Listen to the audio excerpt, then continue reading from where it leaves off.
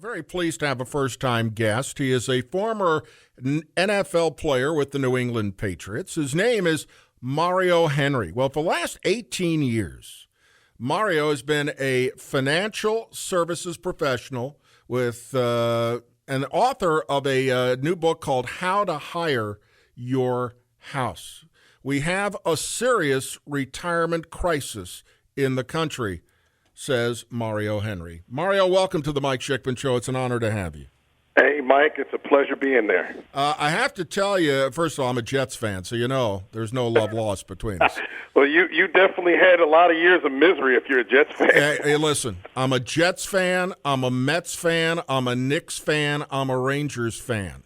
Oh, my God. You know, I on Christmas, I just hope the good Lord doesn't make any of my grandnephews and nieces fans of any of those teams.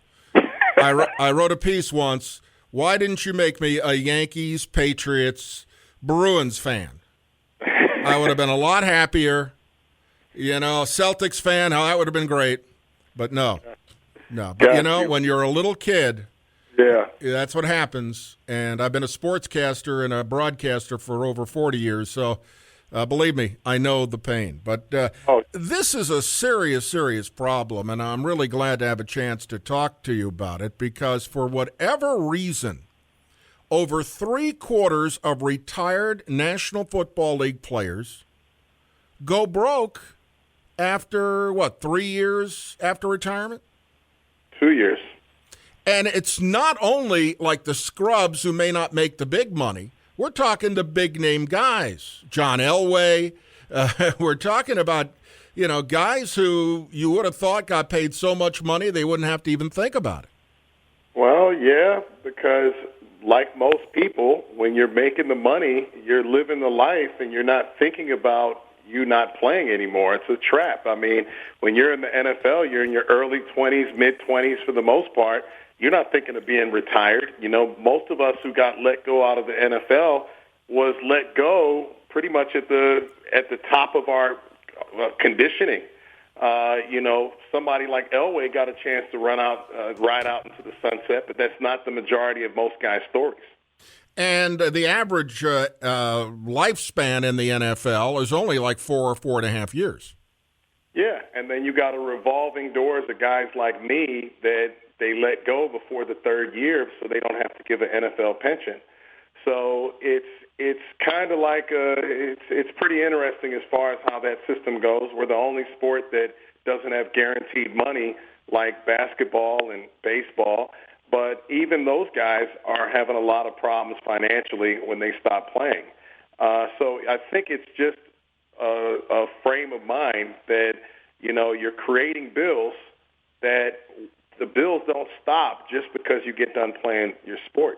The bills keep on. So then if you're spending money like you're a multimillionaire, you know, most guys think they're a multimillionaire because they're making $1 million a year. But it's unfathomable to think at 22, 23 years old, that money's supposed to last them for the rest of their lives.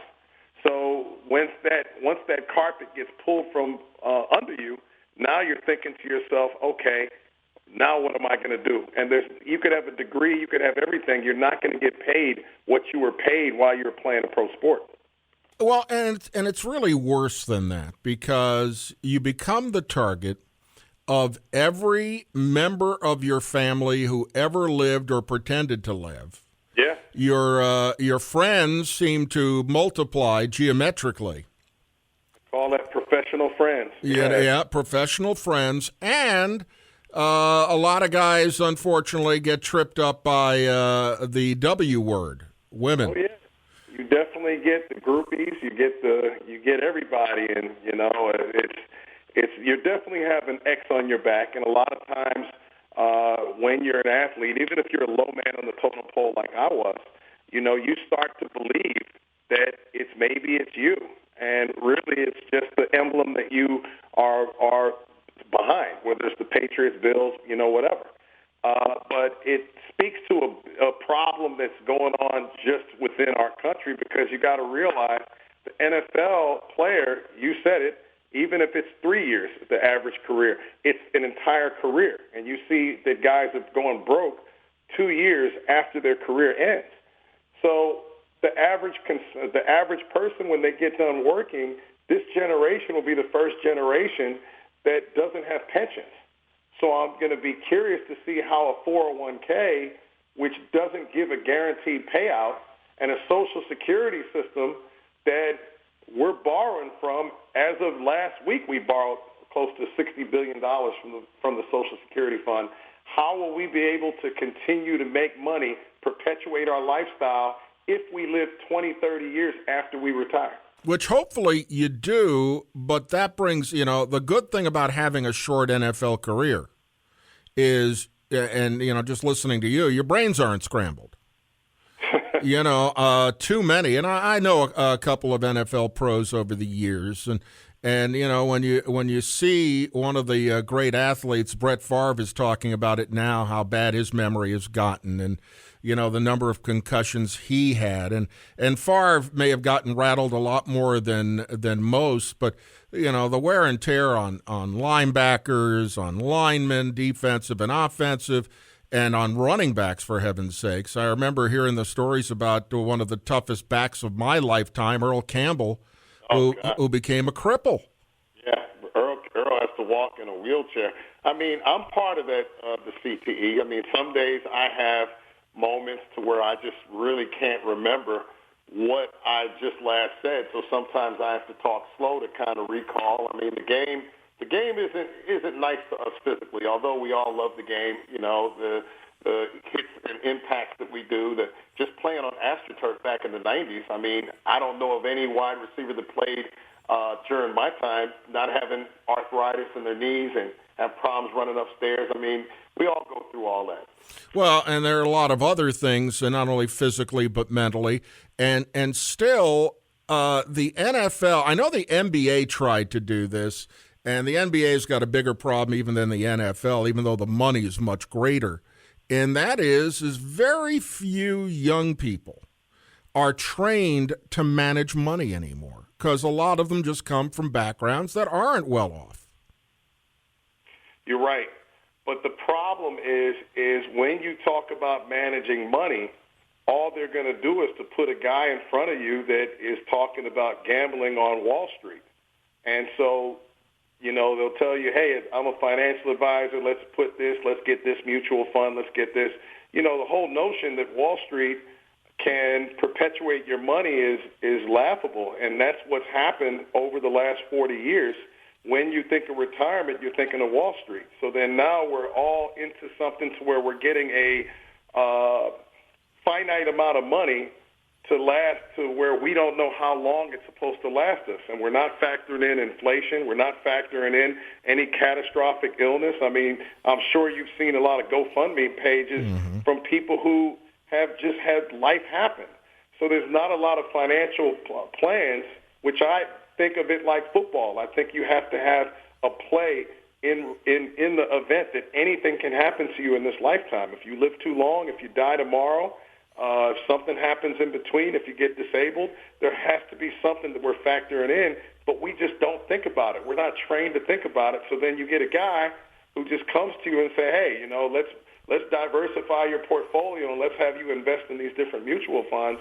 And that's where I see a big problem is going to be. So in the NFL, yeah, we had those guys come talk to us. But if the market didn't do well, which it didn't back in November of 2000, a lot of my teammates lost a lot of their money when the dot-com bust. And then in 2008, whoever recovered got nailed again. Mario, I only got another minute or so. What is your recommendation to the regular folks as well as the folks who had that big athletic contract and are still playing? What do you tell them? Well, first off, you have to own a house. You can't be renting because you'll be you can't pay rent when you're 80, 90 years old if you don't have any guaranteed income. Second off, you have to have yourself a pretty much a gig that you're working on that's entrepreneurial. Your credit got to be good.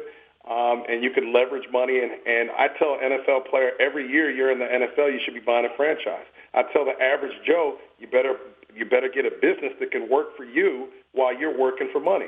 So then that makes you not be able to run out. My book, How to Hire Your House, teaches you how to create a pension using your 30-year amortization schedule. So you could check out my website at cya411.com. And what you can also do is you can definitely follow me on Twitter at hireyourhouse.com. Hire, H-I-R-E, yourhouse.com. Mario, we just touched really the bare bones. Come back and join us again, won't you? I'd love to. Mario Henry joining us today, hireyourhouse.com. And